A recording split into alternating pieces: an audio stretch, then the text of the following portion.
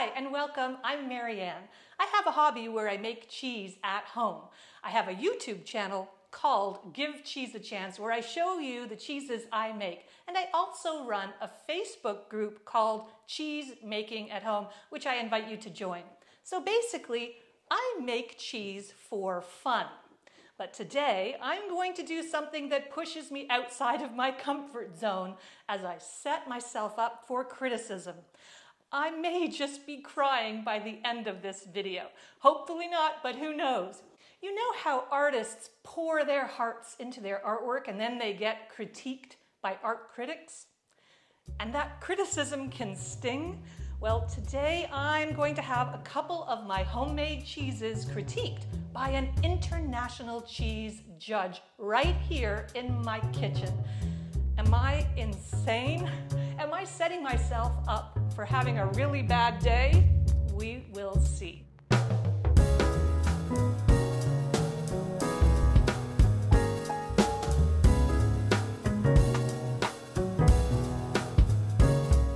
I want to introduce you to Gurth Pretty.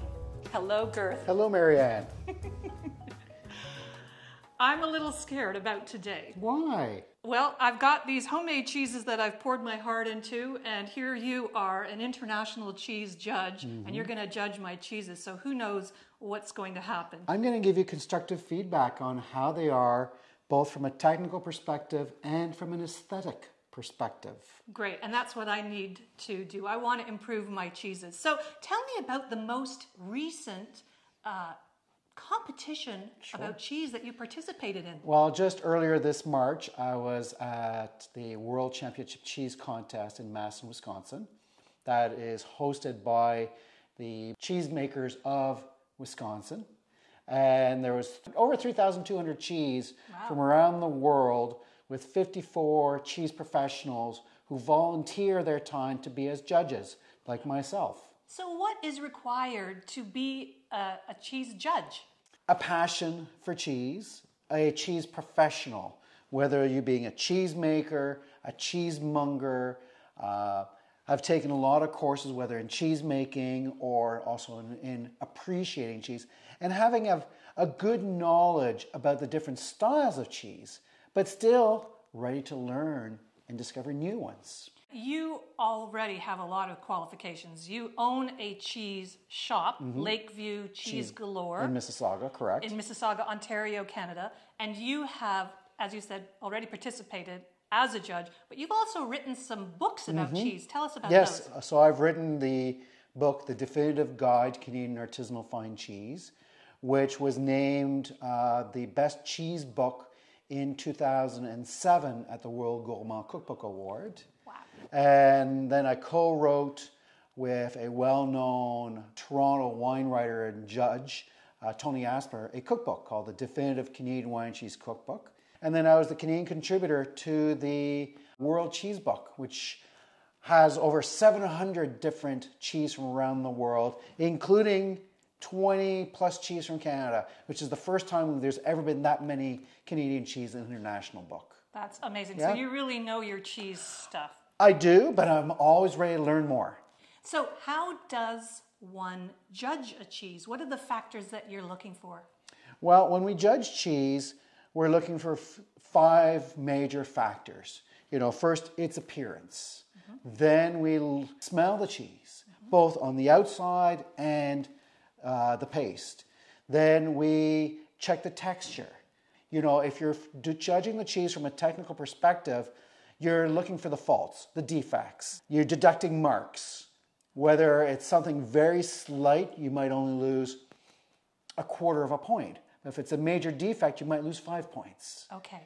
And then from the aesthetic perspective, which is much more, say, from a cheesemonger's perspective, we look towards what makes the cheese unique and special. And so we add points. So when you have both the aesthetic judge and the technical judge working together, their scores are put together to add up out of 100. Out of 100. So the score is 100, and it's appearance, texture, flavor, aroma. I could be also packaging. Oh, packaging. And it depends from competition to competition exactly what they're looking for. Okay. So here's a question I got from my Facebook group, Cheesemaking at Home. What about bias? Are you blindfolded? Are you blindfolded when you taste and judge the cheese? Well, if I'm blindfolded, how am I going to see the cheese? So no, we're not blindfolded. And also, at many cheese competitions, any branding, any labels have been removed, and the cheese is designated, say, cheese A-2. But then there are some cheese where you cannot remove the label because it might be stenciled onto the cheese. But as a cheese professional, your goal is to judge the cheese no matter what it is, even though you might know, oh my gosh, I know this cheese. But the thing too is that cheese as good of an example of what you're used to? Because sometimes the cheesemakers, by error, might send an example of their cheese that's not as good or is better than what you remember. Or it could have been even a cheese that suffered during transportation. Well, I've been wondering about that because some of these cheeses come from around the world and they are on airplanes or they're on trucks and do some of them get damaged? Oh, I've seen like 40-pound blocks of cheese that were not transported at the right temperature and they melted within their vacuum pack. Oh, that's so sad. And the judges said, it could have been a good cheese, but we're not going to taste it. But we'll note so that the cheesemaker realizes why it was not judged because of it not being properly received, properly shipped. Yeah. And that's the thing too, is that the cheesemakers, they're looking for two things really when they submit a cheese. A, they want to get the comments, the feedback from the judges. And secondly, their goal or hope is that they win in their category and are named grand champion. Okay. Because suddenly then the retailers and cheesemongers were going to be asking for it. So how many categories are there and what are some typical categories? At the World Championship Cheese Contest, I believe there's 142 categories. It could be by category of style of cheese, by the age of the cheese, and also by the type of milk used. So if you're judging cheese the whole day, what happens when you start to get full? I know when I eat a meal, the first few bites are the most delicious, and as I eat more, I'm enjoying the food less. So how do you deal with that as a cheese judge? Well, your viewers might cringe when I say this. A lot of the time we spit. You spit the cheese because out. We're sampling on average about 65 different cheese a day. Wow. And you know, we're having the entire wheel there, and we use our triers to take a sample, or depending, some competitions, yes, we can cut right into the cheese to see are there any defects right in the center of the cheese, and then we taste it. But then we don't want to tire our taste buds, and also we don't want to feel full, so we chew it, smell it, see the texture, and then we have a little spit cup and we spit the cheese into it. And do you have a cracker or some water in between? Yep, we quite often chew on a plain cracker or a slice of baguette. We cleanse our palate with lots of water. Okay. And a trick too is that we bite into a Granny Smith apple to just suck on the juice. That helps to cleanse the palate. All right, now we're going to get to the scary part where I am going to present Gurth with two cheeses that I made. And I haven't even said what kind of cheeses they are. What category? I don't know yet. You have no idea. Nope. And Gurth is going to talk out loud as he cuts into them and judges them. So, shall we start? Let's have the unveiling. Okay, here we go. Here are two cheeses that I made at home. All right, so a judge would need to know is, let's start off with, say, the first one, is what category would you submit this in? What is this, a soft, bloomy rind? Yes. Okay, so they're soft, bloomy rind cheese. Depending on the style of cheese and depending on the competition, the judges may use a cheese trier, which they would use to take a core sample of the cheese. Now, I've seen that done for blue cheeses and hard cheeses. Is it also done for softer cheeses? It's not so much for soft cheese because these cheese would become more creamy, more oozy as they ripen. Yeah. So instead, we'd use a chef's knife. I'm going to judge this first from a technical perspective and then from the aesthetic. Okay. So the first thing is, okay, you're looking at its appearance. How consistent is the shape? And That's not. It's a divot, so that's not consistent. Okay. So it means you did not fill your mold enough. So let's look at that divot. There it is. So I'm going to say... Points taken off. Yeah, so rough surface. Is it slight? I deduct half a mark, half a point. Noticeable, 1 point. Pronounced, 2 points. So it's uneven surface as well, and rough surface. So I'm going to take off 2 points there in total. No, it's a beautiful, soft, bloomy rind. I don't know if it's a Brie or a Camembert. It doesn't matter. It's nice. It's a nice, even coating or flowering. But granted, also, and this is more from the aesthetic perspective, but it looks artisanal. It's not perfect. It was made by a big machine. It wasn't made by exactly. Made by but I wouldn't know that. Okay. As a judge, I don't know who's the name of the cheese, who made it, where it comes from. Yes. So to me, as a cheesemonger, I said, yeah, but it's not perfect. It's got that artisanal look to it. So there, on that perspective, on the aesthetic perspective, it looks attractive. It looks rustic. So you gain points that way. Yay. So again, that's where checking, say, the cheesemaker, what competition you submit your cheese to, is it going to be purely just judged technically or technically and aesthetic? Okay. All right, so now is the aroma. Okay, I can definitely smell that mushroomy aroma that you'd expect from the cheese, from this type of cheese.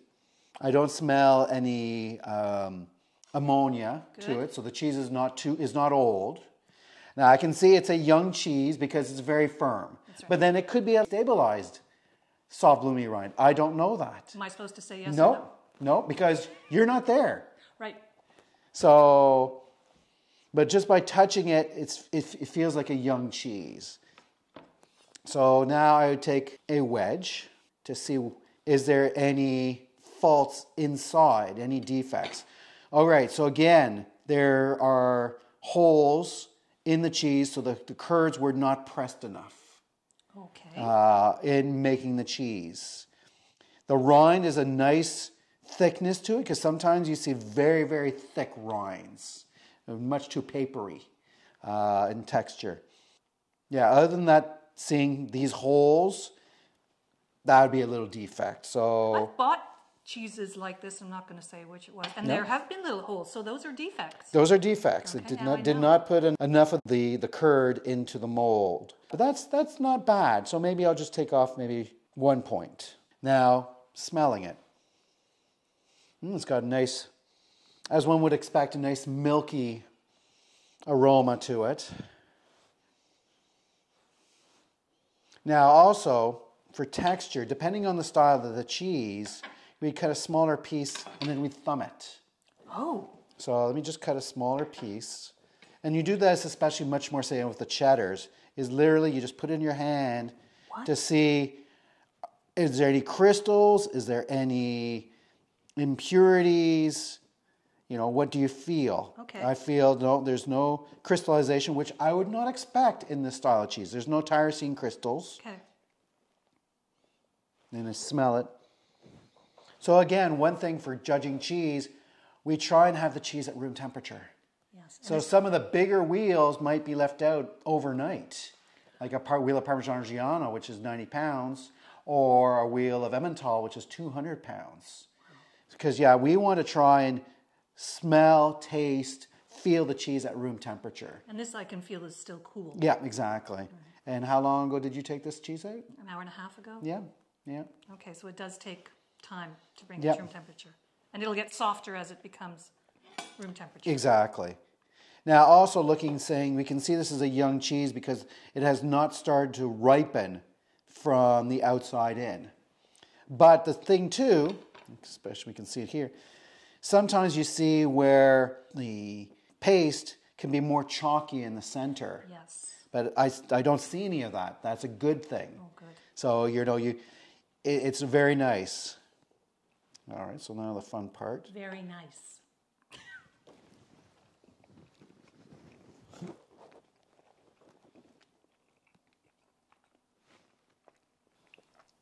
I don't want to shock you, so I'm not going to spit it out. Oh, okay, thank you. Because it's good. I appreciate that. So now What a lot of judges look for is there enough salt? Is there too much salt? Yes. Is it bitter? You don't want that. No, you don't want that because then the cheese is too old. Oh, interesting. Okay. So that is the challenge for the cheesemaker. Which cheese do I send in? Is it, do I create a Hollywood version of the cheese where I've taken care of it, I've babied it to make it as perfect of a cheese that it can be?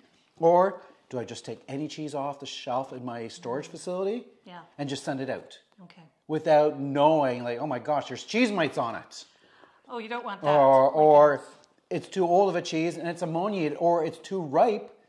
And we can see quite often in the soft bloomy rind that the cheese has expanded. So as soon as even before we're going to cut it, we know it's going to just gush out. Ooze out. You don't want that. Yeah, no. Because then it's overripe and we can't taste it. Okay. But again, we had comments saying, okay, the cheese was too old or it was too ripe. The curds were weak.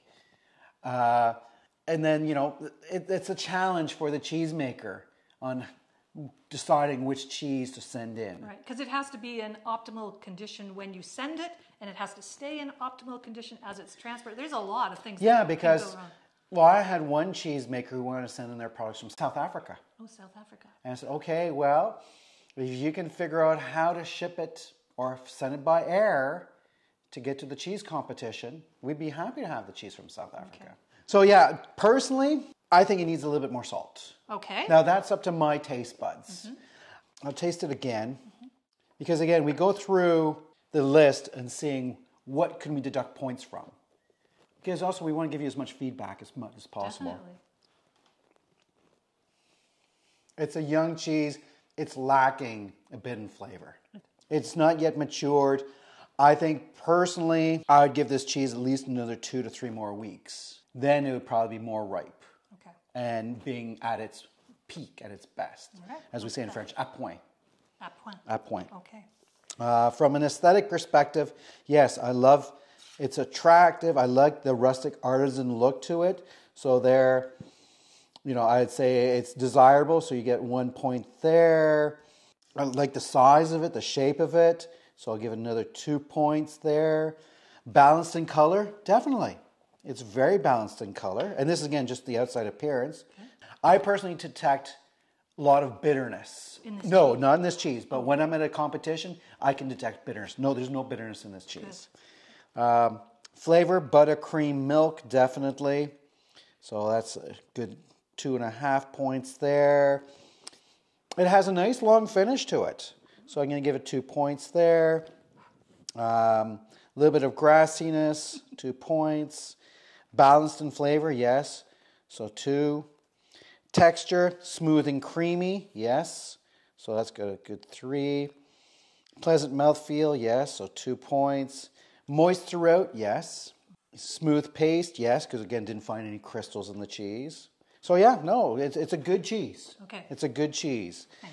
So we'll come back in a few moments Sure. to find out the actual score that this cheese got. Let's move on to the next cheese. All right, so I look at the next cheese. I see it definitely is older. Just by its appearance. Definitely by touching it. You can feel that it's softer on the outside, but still a little bit firm in the center. Mm-hmm.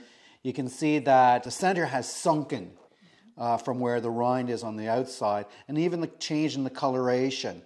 So from the technical perspective, you'd again lose marks. Because of the sunken center? Sunken center, and the coloration is not uniform throughout. Okay. And then we make sure we flip around all the sides. Now from the cheesemonger, from the aesthetic perspective, I say, wow, that looks artisanal. That looks rustic. I like the look of that. Mm-hmm. Now, from the technical, they might say, okay, what is this exactly here? Mm-hmm. Is that part of the paper, or is that a different kind of penicillium growing there, different kind of mold? And with their knowledge and experience, they say, yeah, I recognize that, loses marks. I see. So, okay.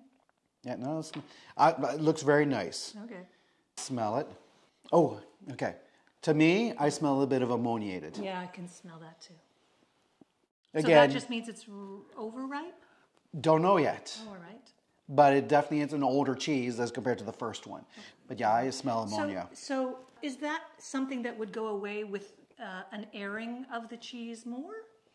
Or No. No. Okay. No, it's the It's rind that's ammoniated. All right. It's an older cheese. Okay. All right, let's have some fun.